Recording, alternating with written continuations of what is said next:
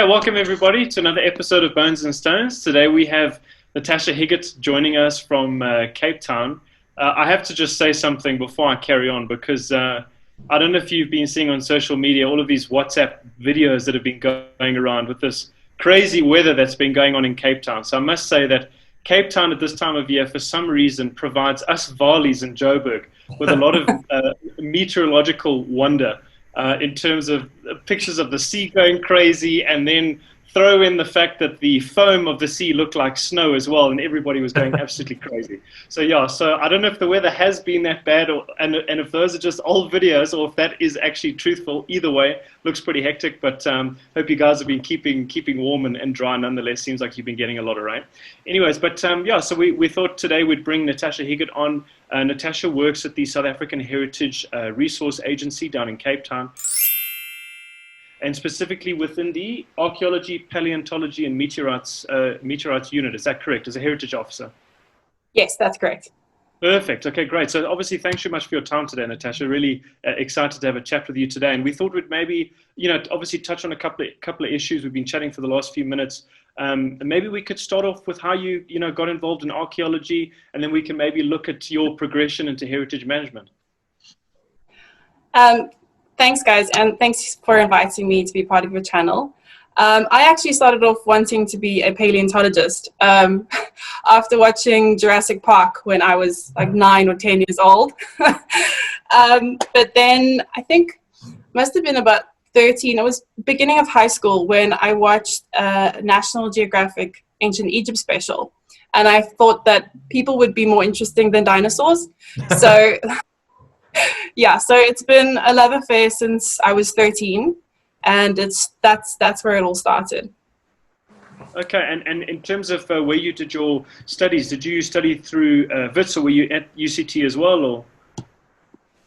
No, I actually did my undergrad and my honours at the University of Pretoria. After that, I got an internship at the Albany Museum in Grahamstown for just over a year, where I assisted with the curation of artifacts, helped with displays, education and outreach programs, as well as my first taste of heritage consulting. Whole new world to me, never understood what it was. And then after the Albany Museum, I got a 6-month internship at Digby Wells Environmental. You guys actually interviewed Justin Dupasani a little while ago. He started a month after I did. So my internship got extended again, and then just before that expired, I was permanently employed as an assistant heritage consultant. And I was at Digby Wells for 4.5 years. One of the highlights at working at Digby Wells was working in Liberia. No heritage whatsoever, but helping get data for resettlement of some villages.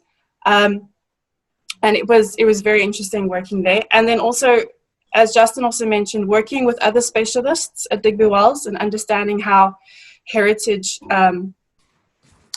interacts with other specialist fields was really interesting, and it was great to work with them. Yeah, and then after Digby Wells, I started at SAHRA, and I've been at SAHRA now for 4.5 years as well. Jeez, okay, time's gone pretty quickly. It's actually incredible. I remember when you first went down and started at SAHRA, so I can't believe it's already 4.5 years. But I'm just going to hand over to Tim. He's got a question for you, Natasha. Yeah, sorry, I'm sure we'll chat a bit about SAHRA in a minute because it's quite an interesting topic, but I just want to ask about the Albany Museum. I always wanted to go there, and I know in the Eastern Cape, sort of archaeological infrastructures, unfortunately not as well developed as some of the other provinces. But what was it like working in the Albany Museum, and sort of the experiences you got from that? It was very interesting. I had never actually really been to Grahamstown before, so brand new city for me. But working with limited resources gets you to become quite creative in how you do your day-to-day activities. But it's also very fulfilling when you manage to achieve something with the limited resources that you have. But when I was there, Dr. Johan Binneman was the head of archaeology there, and he actually or his papers actually helped me during my honors year on use-wear analysis. So it was really great to work with him. Awesome. Yes, yeah, I saw that he did some stuff with Peter Beaumont as well on some Ashley and hand axes, if I'm not mistaken. But no, that's very interesting, Natasha. Let's maybe, if we can maybe move into discussing SAHRA. Could you maybe unpack SAHRA's role in terms of heritage management in South Africa? Sure. So SAHRA is the national body mandated to manage heritage across the country. We're mandated in terms of the National Heritage Resources Act. That's the national legislation that provides for the management of heritage across the country. The act is 21 years this year, so it's still young, it's still finding its feet. SAHRA is 20 years old this year as well. We actually have a YouTube channel now where there's like a presentation slideshow about what SAHRA is and what SAHRA does.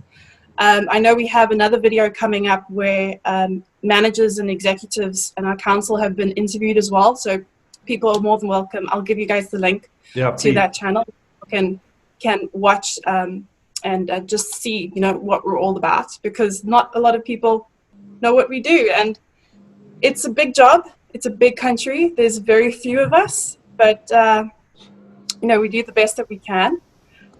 Myself, I work as an impact assessment officer, so that's a whole different role compared to someone else that deals with permits or goes and monitors objects. So it's quite a big mandate. It does sound like it. I know when we were chatting the other day, you mentioned that there were some things happening with SAHRA and stuff, specifically in terms of the new website as well. Which looks quite exciting, and then obviously now the new YouTube channel. So for our viewers, we'll post those links so you can then follow those links and go have a look at that content. But Natasha, just another question, maybe something that we normally ask people in actual jobs, as opposed to asking academics this question, which is what we don't normally do. Is what do you enjoy the most about your job, and what don't you enjoy the most? If you could maybe talk to that. Okay, so one of my primary jobs is to process development applications in the Northern Cape and Northwest Province. And when I get these reports, I see these photographs of the most amazing landscapes and sites and things that I never get to go and see. I'm behind a desk. I don't get to go out in the field anymore. So that's probably one of the things that I'm most jealous of. Not that I don't like it, just that I'm most jealous of. I don't get to be out in those beautiful landscapes anymore.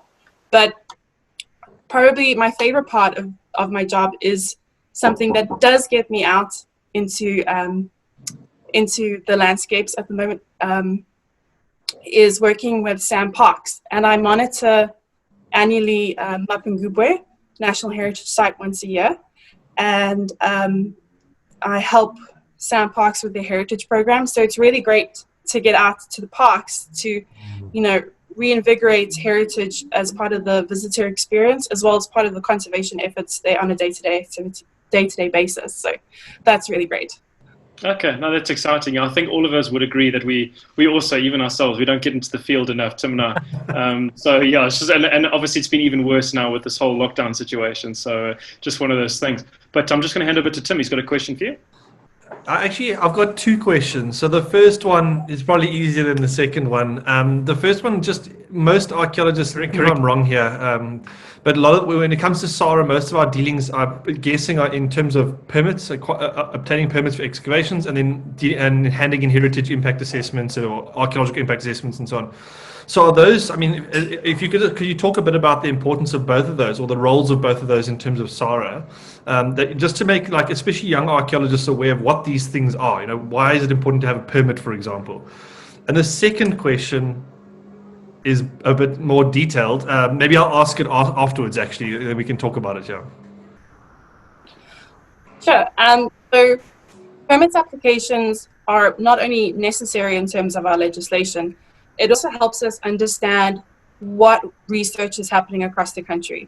Our South African Heritage Resources Information System, our online database, really it gives a broad overview of heritage across the country, and it's also a way for us to monitor what gets done and how things are achieved across the country. We can see if there's an increase in some research areas, or if there's a decrease in some research areas. So it's important for us to understand all those things. Yeah, basically. No, that's really interesting. I think that's that's something that I always knew sort of the importance of getting permits and how you guys look after it, but I never really considered how you can then track interest in research, the development and shifts within the research field and stuff. So my second question is, at SAHRA, you guys are very involved in obviously everything related to heritage. And with this lockdown and the coronavirus, heritage has seen a significant impact in terms of us accessing our heritage, and I'm including natural heritage in that as well. But also, I'm wondering, in terms of looking after our heritage, managing our heritage, how's this lockdown and how's this virus impacted the way that SAHRA goes about its business? So just like everyone else, we haven't really been able to go out to sites and interact with sites and with the stakeholders as we used to. We've adopted a more virtual approach, so meetings like this, even WhatsApp meetings with communities, and also, taking the data that we have on SARS and using that as a monitoring tool is something that we've been doing. And I know our national inventory unit has been working with our national, or getting information data from our national space program to monitor areas that may be affected by landslides and earthquakes and rising of sea levels. So we're trying to take that more virtual approach to the management of heritage. Yeah. Sure. Okay.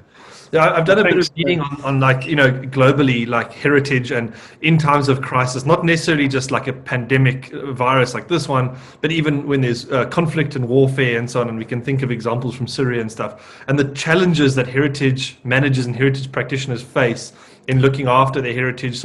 I read an article about heritage first responders and how people arriving at heritage sites, which in conflict environments generally would be military people, might be the first people in, and then it's their job to protect the heritage, but they may not have any training in it. So there's all these challenges we don't think about on our normal day-to-day basis, but suddenly come to the fore when you're facing a crisis or a pandemic. No, it's very true, and unfortunately, worldwide, heritage doesn't get the funding that it should. So we have to become creative, and we have to enable other departments and communities to help manage heritage on our behalf, on behalf of the country. It's really it's a community effort. It's definitely not one man alone doing work. It's everyone needs to pull together, and getting like the military guys trained and everyone else understanding at least the basic concepts of why heritage is important to us and how it can actually contribute to sustainable development goals is important. Yeah. Actually, Natasha, I'm glad you raised that point. It was going to be my next question.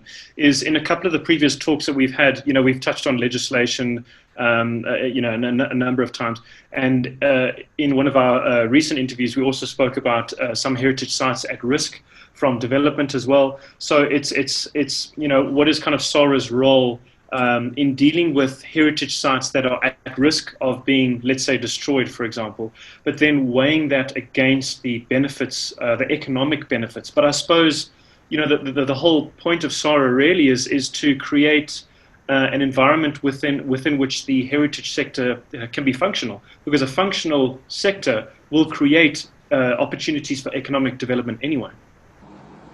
Yes.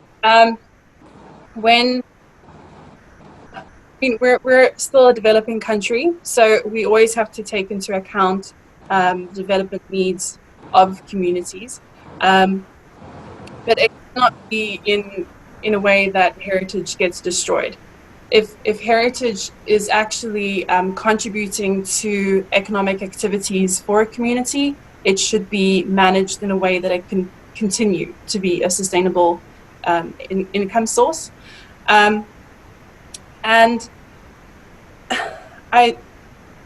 it's just, again, it's not an easy thing to weigh between development and heritage. Our job at SAHRA is to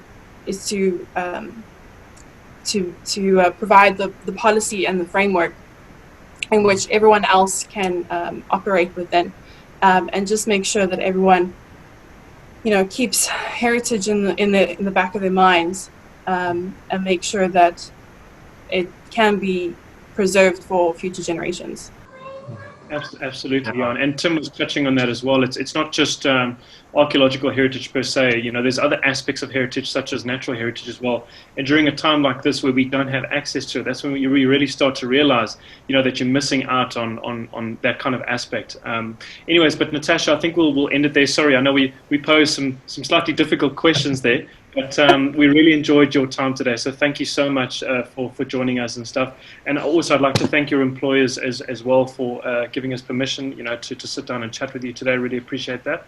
And hopefully we can chat again sometime soon. And hopefully you'll be able to head back out to Mapungubwe at some point in the future to do your annual site visit and to get out for a bit of a change of scenery. But thanks very much. Thanks, guys. On a side note, Natasha, when you do head up to Mapungubwe, please let me know, because I'll hopefully be digging there at some point on the reserve. So hopefully we can, while you're there, meet up, and maybe I can show you what we're doing there as well. Most definitely, and I would look forward to that. Great, thanks so much for joining us, and stay safe and don't get too cold in that weather. You guys too. Thank you. Cheers.